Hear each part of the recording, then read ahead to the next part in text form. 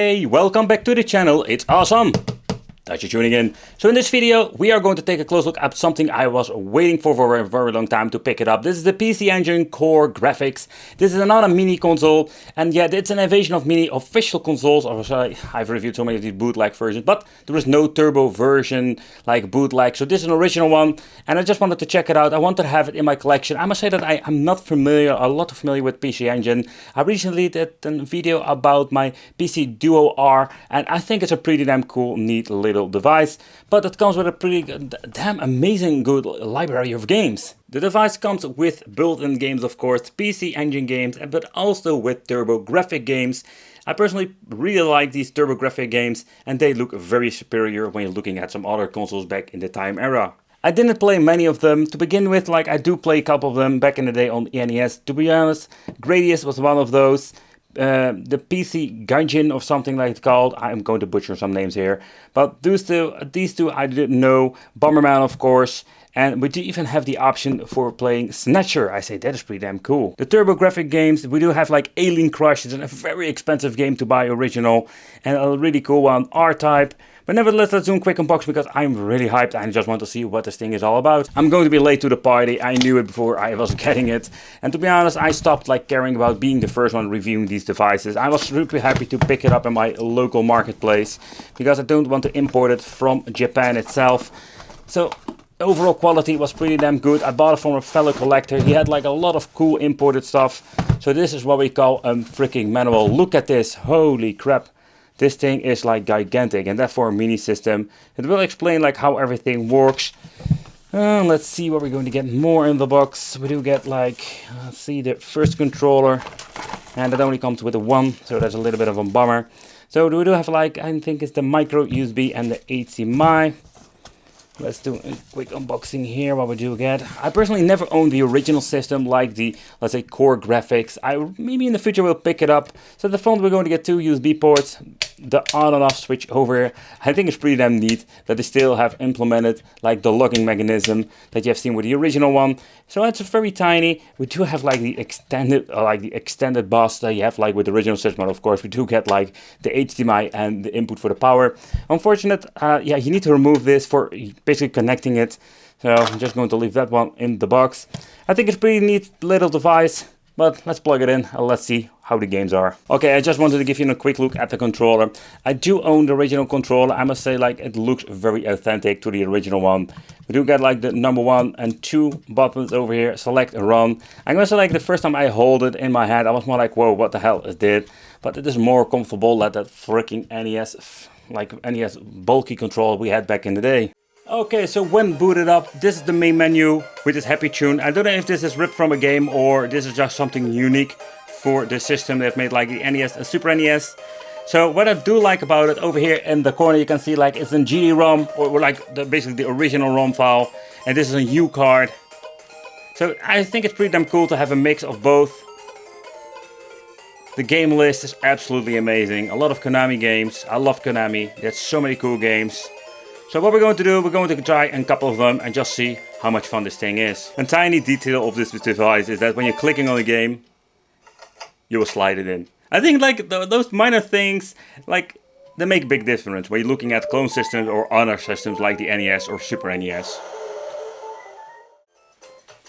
Okay, when pressing select and start at the same time, we do get like the special menu, what you can see over here. We do have like the quick load, quick save option. Let's go to the return menu, because I do see there is like an active filter of scan lines. And I just want to show you they can even go to the settings over here. We do have like some options with the display settings.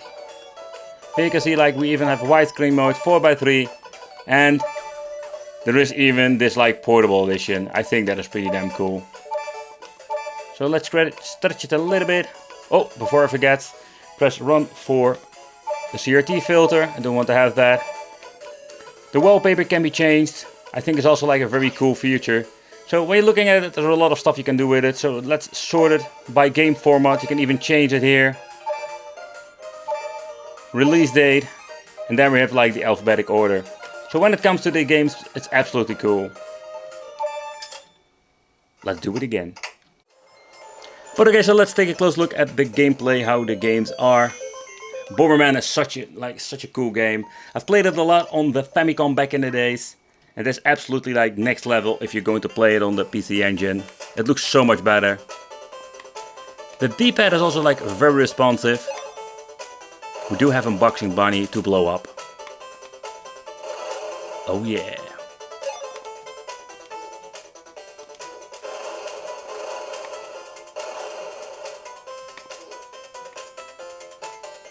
Bomberman is so relaxing. Okay, so we just tried like Bomberman 94. Let's try Bomberman Panic Bomber. This is basically the Super GD-ROM.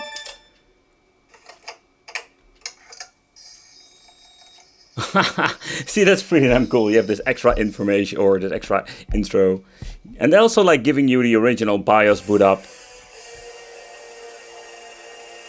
So with an original PC Engine, I do own like a couple of games like on disc, but they're like pretty damn hard to find. So I think it's like a lot of fun to basically like try to play some of these games like this.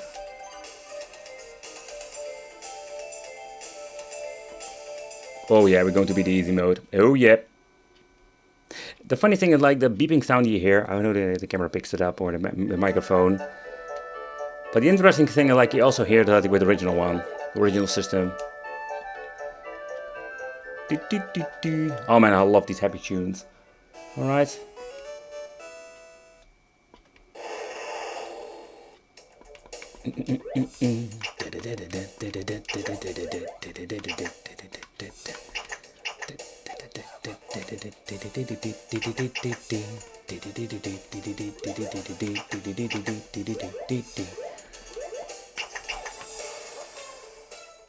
Let's try Gradius, another great game. Let's see how this PC Engine version looks. Oh man, it looks so much better. Let's see if this works. I love this built-in turbo function.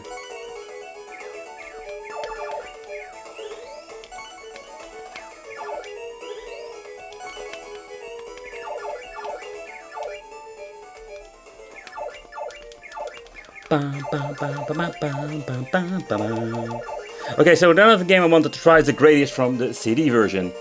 Alright, so next up, Gradius from the CD version, just to see how this one looks and sounds. I think graphical wise it didn't have like a big improvement, but it looked kind of cool in many ways. Especially when you're looking at the audio, of course, there we're going to get the biggest improvement. And I personally never played this game before, so it's going to be like a lot of fun to check it out.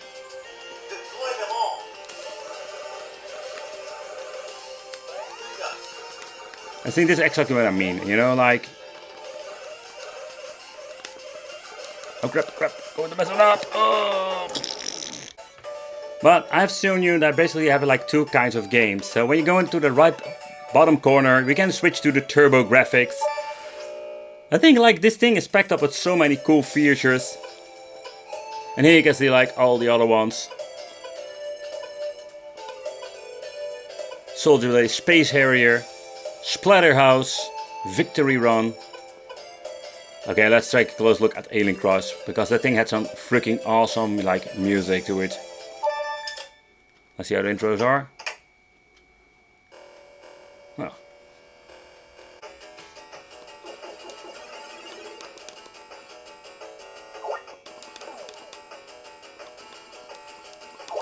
I love myself some pinball, and this is some really old school pinball. But it's a quite difficult one, I can tell you that. Even have some nudging, so that's pretty damn cool.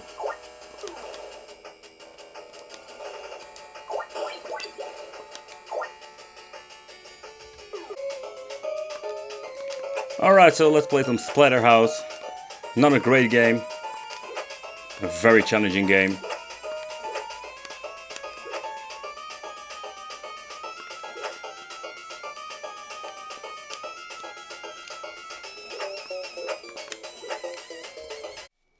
The PC Engine Core graphics, I think it's an absolutely amazing piece of hardware.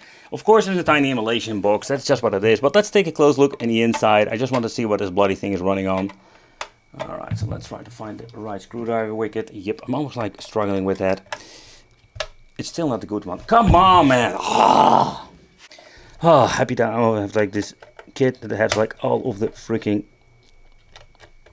tiny bits to it, so we can basically like find the perfect match, because these things are tightened up really good. So when it comes to the quality control, they did an amazing job.